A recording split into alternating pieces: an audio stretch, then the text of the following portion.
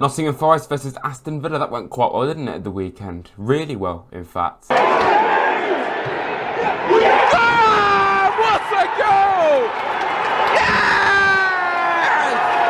The vlog for that is just here. Go check it out after you've watched this video, because, you know, I do want you to watch this video too. But, like, go and watch the vlog if you've not seen it, or even if you have seen it, go and watch it again. A lot has been made about the Villa game with good reason. It was a huge result, and one that was much needed, and it really did kind of silence a lot of doubters. And, you know, I think all of us were having a few doubts during that 6-game winless run, which wasn't even that bad, really. I'm going to take a look at how we actually beat Villa. I mean, we scored more goals than them.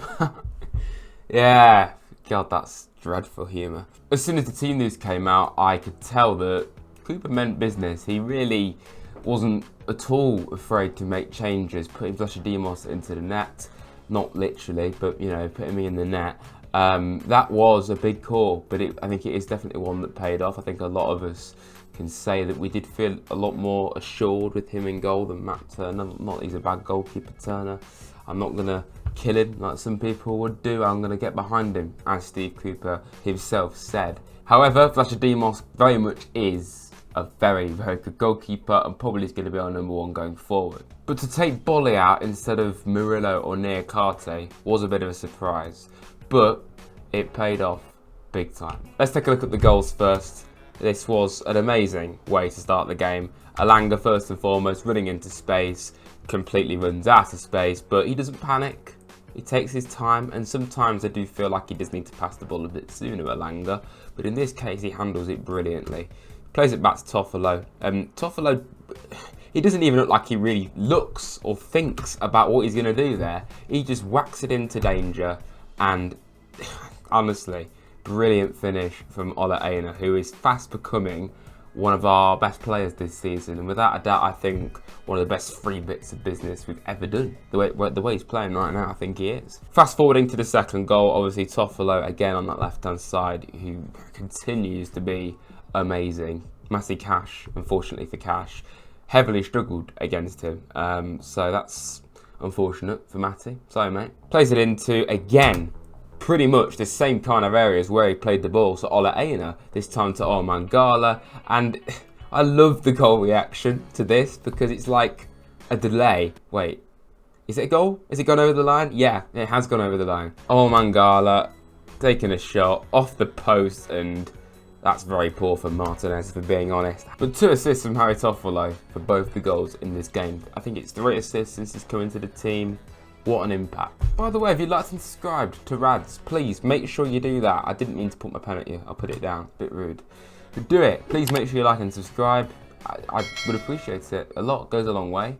Let me know if you want to see this kind of video more, analysis kind of video, like I did for Murillo and Nicholas Dominguez. So the thing that I noticed again from Forest, and it's something that I have pointed out with Nicholas Dominguez, is how high we were pressing Aston Villa, and Villa did play a very high line throughout this entire game, which is, you know, obviously something that's worked for them greatly, the position that they were in before this match. And what I was criticising Forest for against Liverpool and Luton, really, was we were way too laboured in the way we moved the ball and the way we played without the ball. You know, we were just sitting off teams too much, just letting them have far too much time and space. And that is the polar opposite of what we did in this game. We were constantly getting in Villa's faces, making it difficult for them.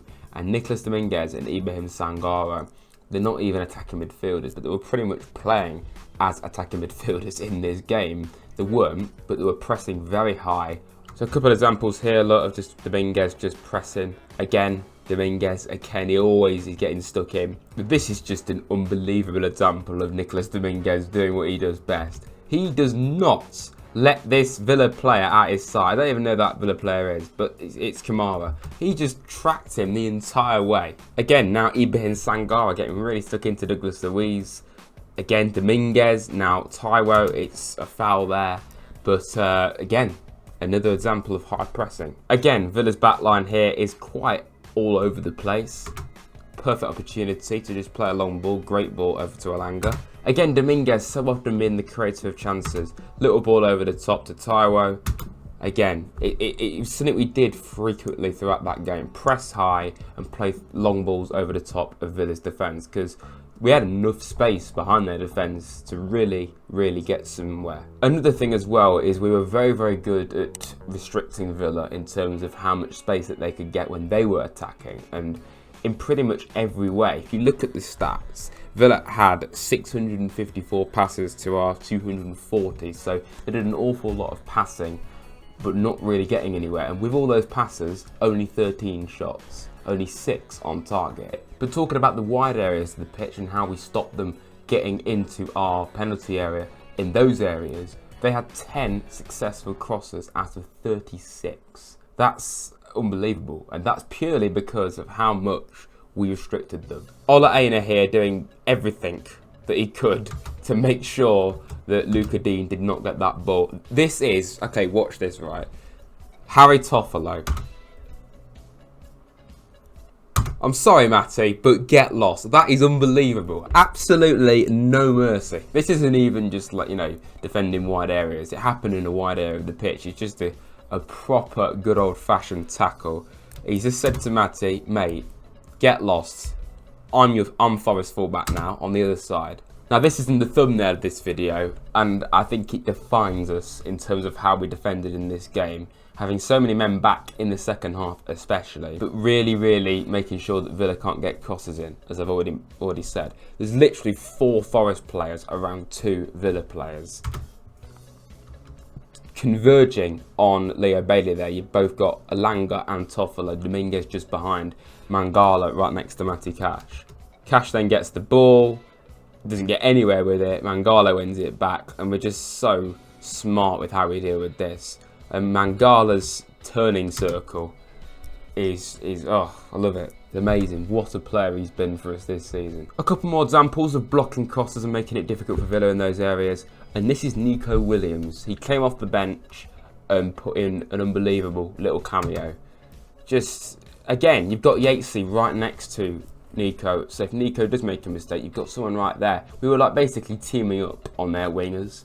And, you know, that's incredibly difficult to break down. I think any team. You know, this is how we got a point against Man City last season. We did have John Joe Shelby and even Jack Colback. And more than anything, Remo Freuler in midfield, and we managed to get a point against City. I don't quite know how we did that. But if you do that kind of defending, you're most likely going to come out on top. Another example here of Nico. Amazing, brilliant. And I've criticised Nico in the Luton review that I did when I was in Wales, just in the middle of nowhere, making it up on the spot. I just said, Nico, oh, he's one of the most error-prone players I've seen. I don't trust him. And, you know, he's been exposed multiple times in a Forest shirt, too many times, and you know there's a reason why he was at the team for a bit. However, I've always had faith in him. At the same time, I've always thought, yeah, he's a great player there. I was buzzing when we signed him, and there was a reason for that. But what we were amazing at in this second half is just doing the basics, sitting very deep. It's not the most prettiest football to play, but it's how you get a result against a team like Villa or a team in form like Aston Villa. And just doing the basics correct. And most of the time these balls didn't even go to like a Forest player, but just getting it out of danger. It's just, you know, no mucking about, no trying to be fancy, and that's exactly what, you know, I feel we have done in the past. Oh, Mangala, again, the amount of times he did that, I lost count. Now this defines us in the second half. A ball into the box from Watkins. Look how many Forest players are in the box. You've got 3, 6, you've got 8 players in the box. Only outfielders, 9 including the goalkeeper. Like, talk about defending deep. You got 10. You got 10 Forest players in the box. There's only Anthony Alanga not in the box, I believe. Another example here. This is a goal mouth scramble. Again, how many Forest players you got there now? You got 3. 10 Forest players in the box. And pretty much all of them in this case on the goal mouth. We just made life as difficult as possible for Villa in every aspect.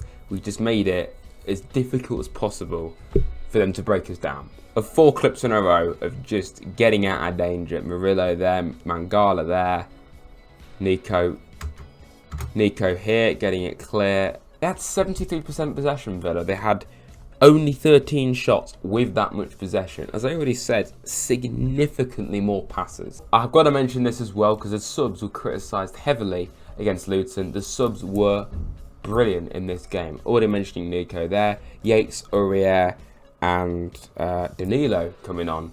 All practical subs to make. We went very defensive against Luton when we didn't need to be. We were not at all on the back foot, we were in control. In this game, we were 2-0 up, we were in control of it, but we were constantly being threatened, so it did make sense to go more defensive. Even when we were 2-0 up, we weren't being constantly pegged back in our own box, whereas we were with Villa multiple times. Throughout that game, they had a lot more of the ball and possession.